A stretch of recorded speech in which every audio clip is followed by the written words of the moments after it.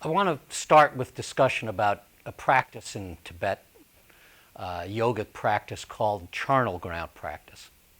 I don't know how many of you are familiar with a charnel ground, but a charnel ground is essentially the Tibetan version of a graveyard or a burial ground.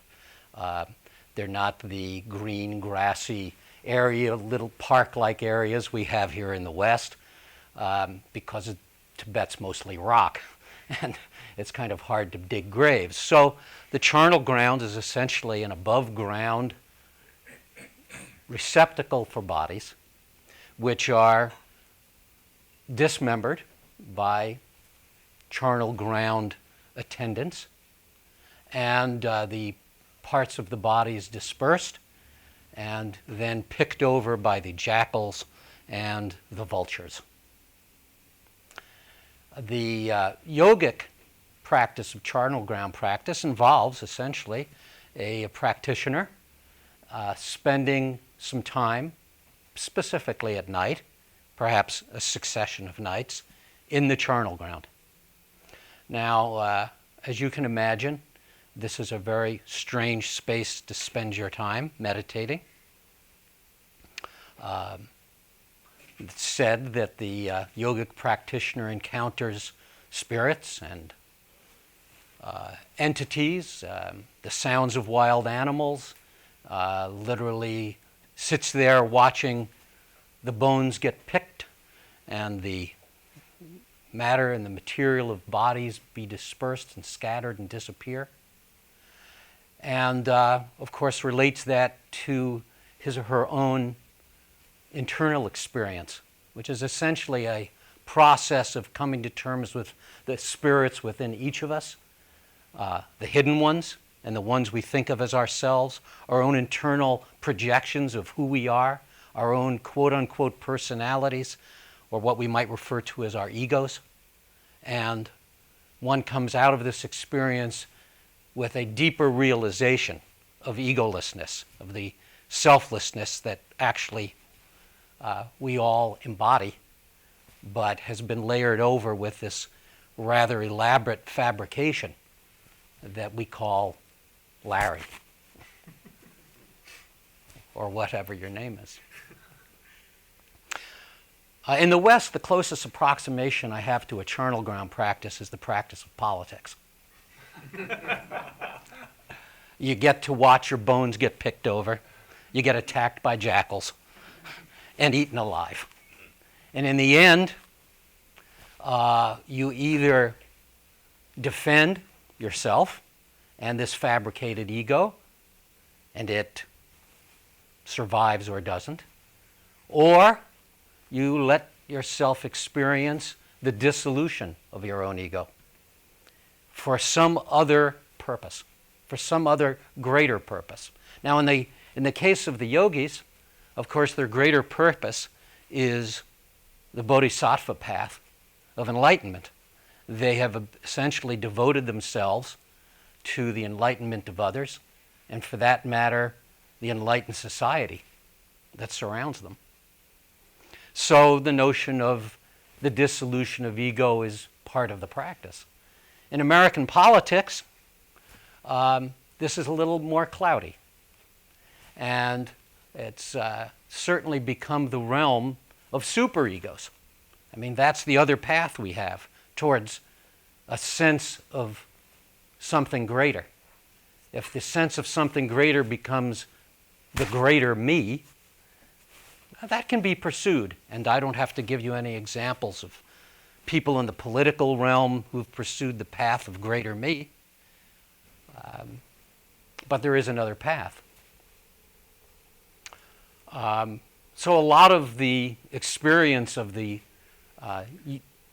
yoga of politics is what the motivation is. And if the motivation is about society, if it is about others, if it's about actually improving the lot and the fate of the world, then, of course, it absolutely requires completely giving up oneself, all sense of privacy, because after all, if you become a public figure, and I've been the mayor of my town, and I'm engaged in a political effort there right now just as an ordinary citizen, where we put an initiative on the ballot, and my name is in the newspaper all the time, and people are blogging about me, and I'm called a liar, and I'm called corrupt, and I have to come into contact with the charnel ground of my own projections and my own spirits and ghosts that inhabit the interior of my space.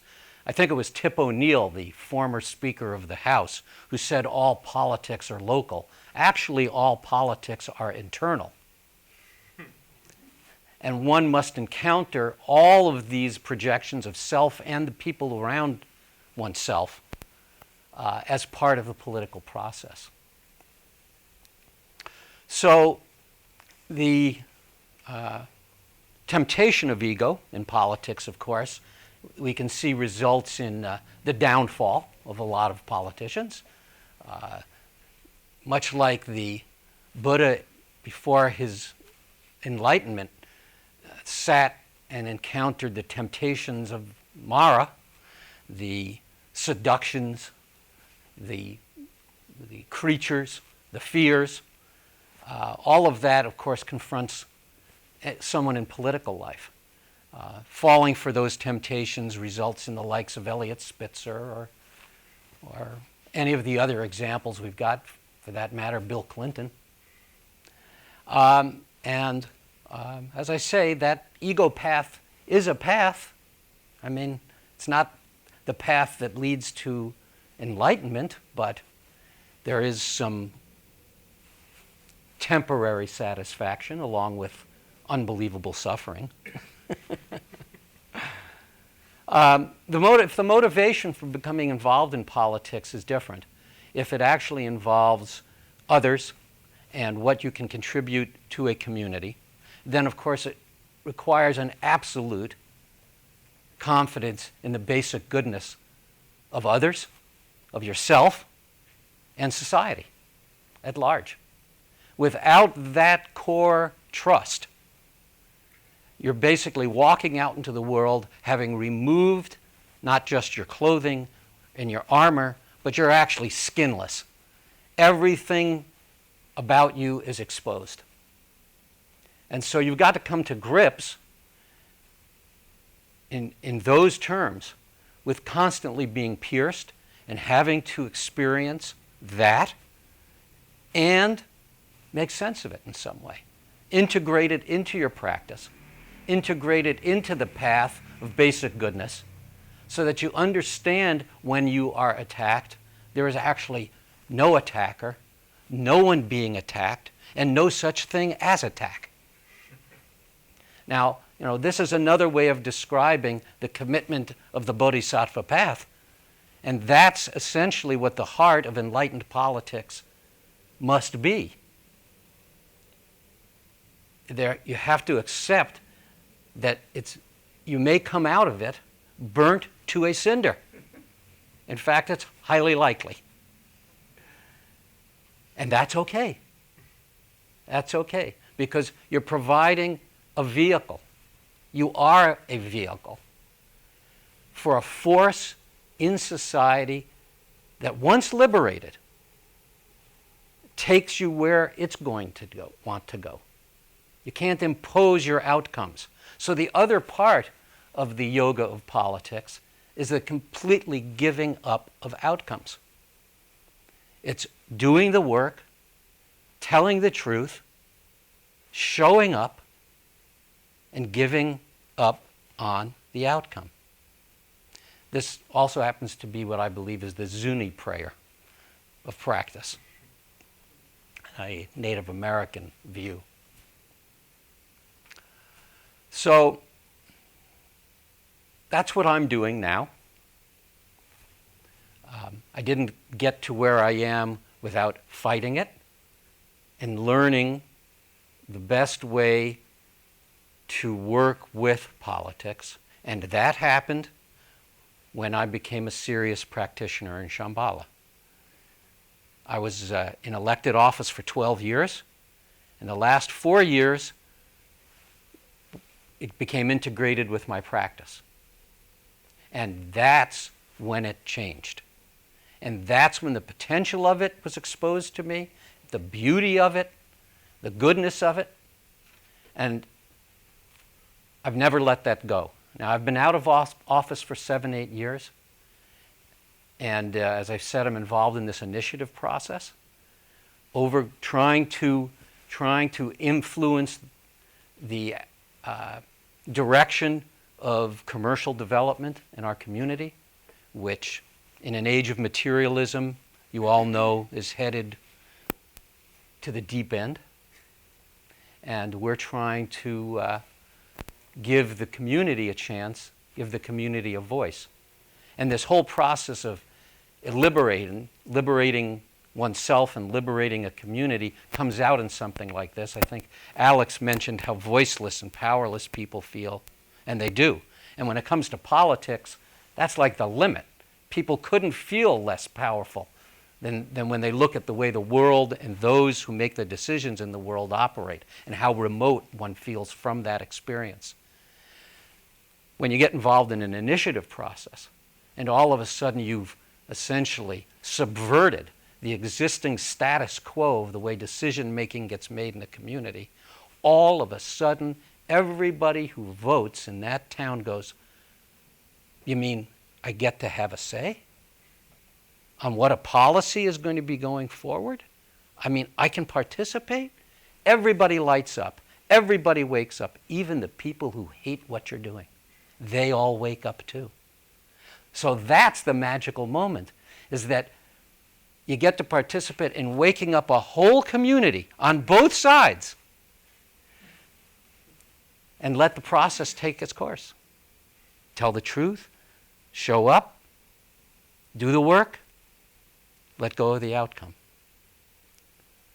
It's quite a path. And for any of you interested in the yoga of politics, it's really no different than ordinary life. It just happens to be ordinary life on rocket fuel. That's what I have to say today.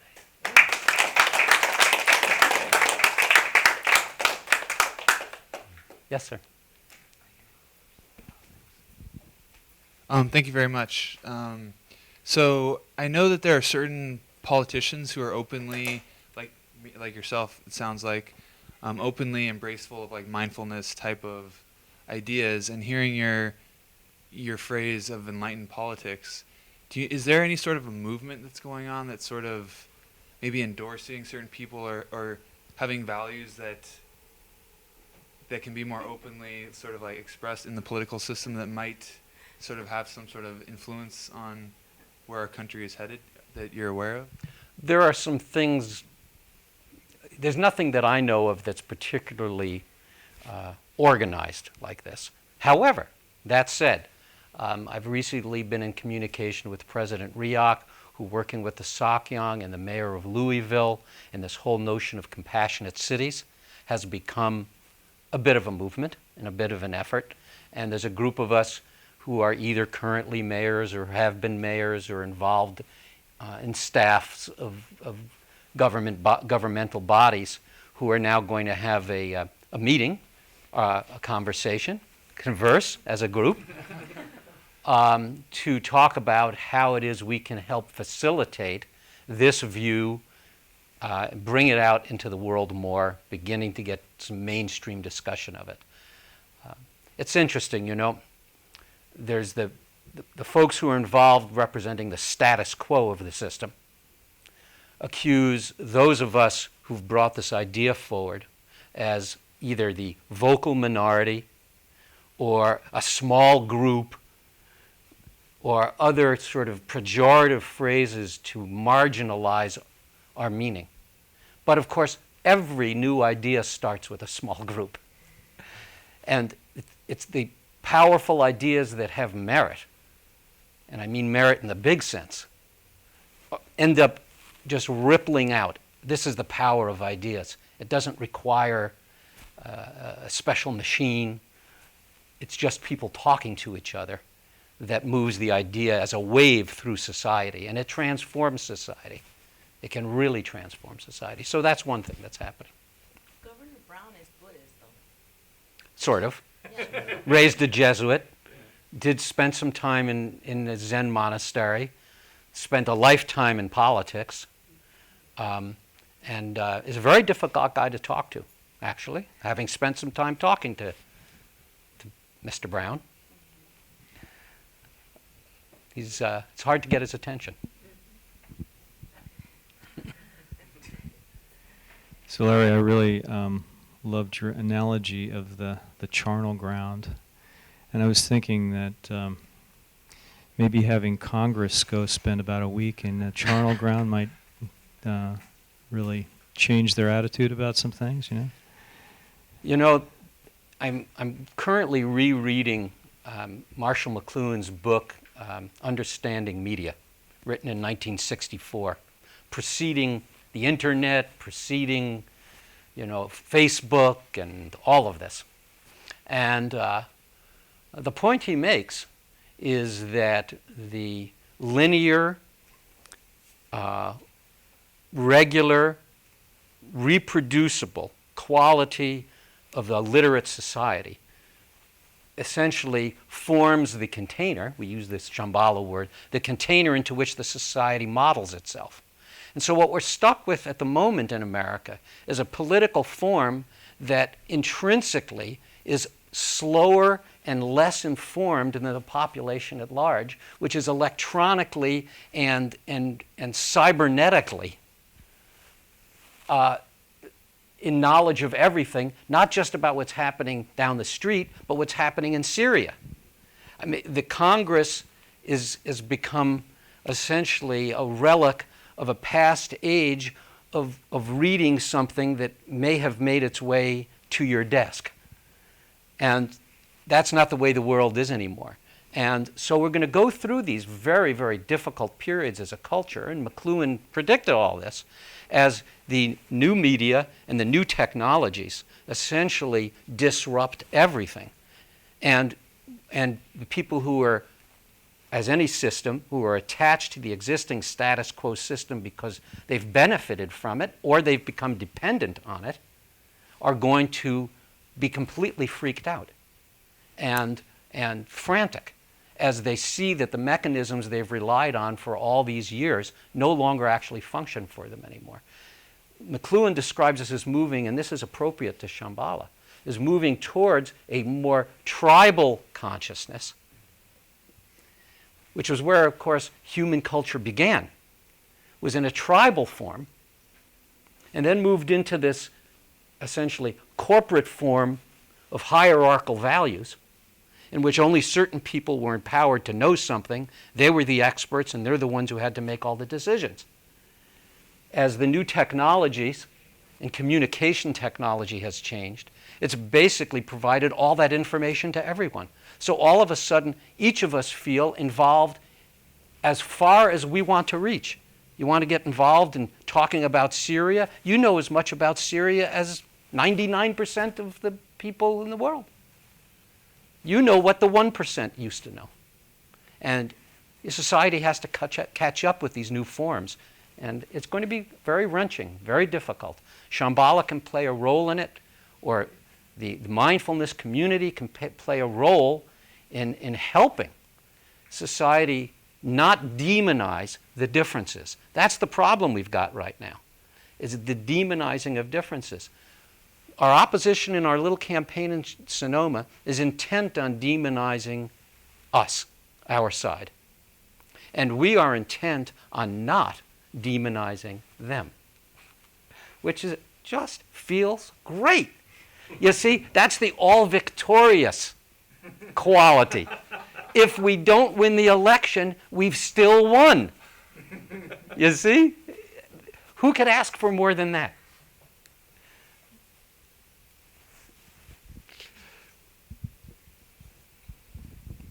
So as a former tribal leader and still tribal influence, how might the Shambhala community, if you will, best embrace other tribes? I mean, we're blocks away from that large and successful tribe called Glide, and I'm sure there are others around. How would you recommend move forward? And that really is the thrust of Shambhala, a major thrust of Shambhala right now.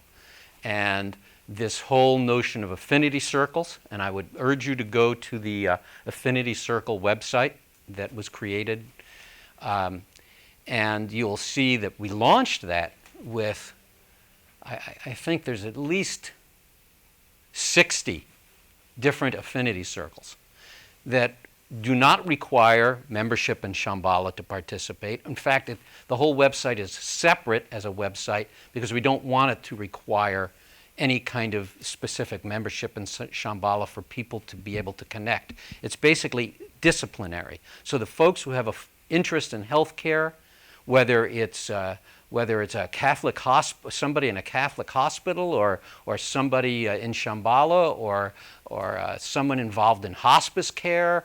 I mean, whatever the discipline is, if it has to do with taking care of people in distress, they have an opportunity to talk to each other. They have their emails. They have meetings and group meetings set up, and we're trying to integrate this into online conferences as well. And this is basically our attempt to pull together from the community of people who are already doing good work and trying to build an enlightened society from their point of view, together to be able to share resources, share talent, share ideas. It is, to me, I heard the other day that this is, of course, one of the major interests of the Sakyanga, is how is this affinity circle process going? And it includes, ironically enough, what Alex was talking about, which is getting together and talking, coming up with some ideas, putting them out there, putting something into action. I mean, that's specifically what these circles are about. Could you speak about expectations just a moment again, in not giving up on the expectation? From your example, the other team is demonizing you guys, and you guys are working not to demonize them, so therefore you're the good guys and they're the bad guys.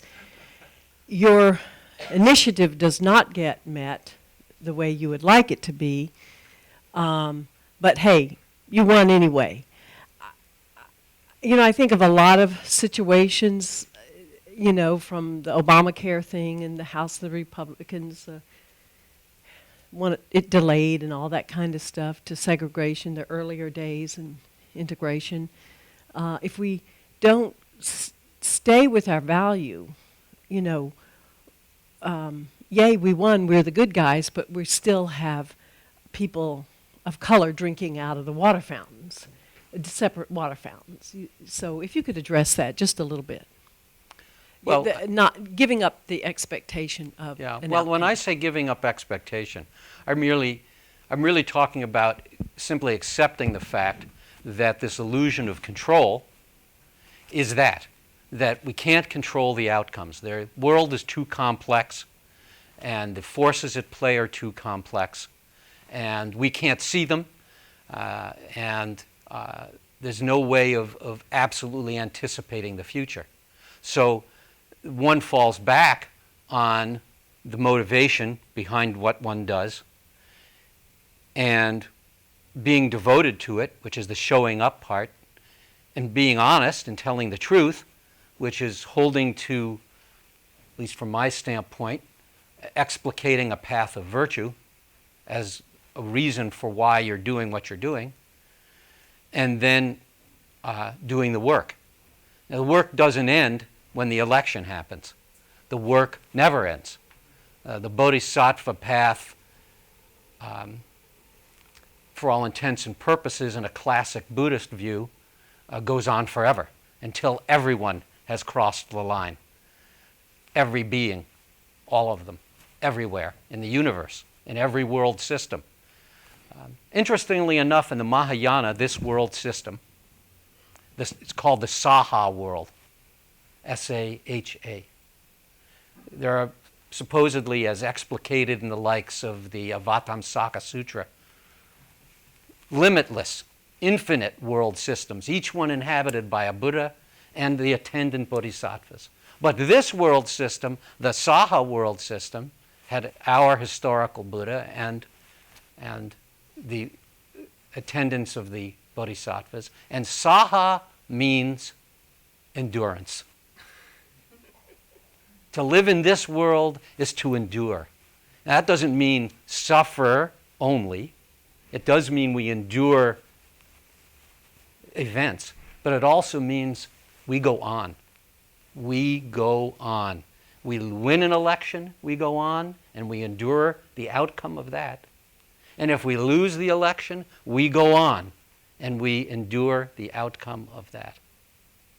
So I guess I could replace the word let go of outcome with endure. To me, they're the same. Thank you, Alan.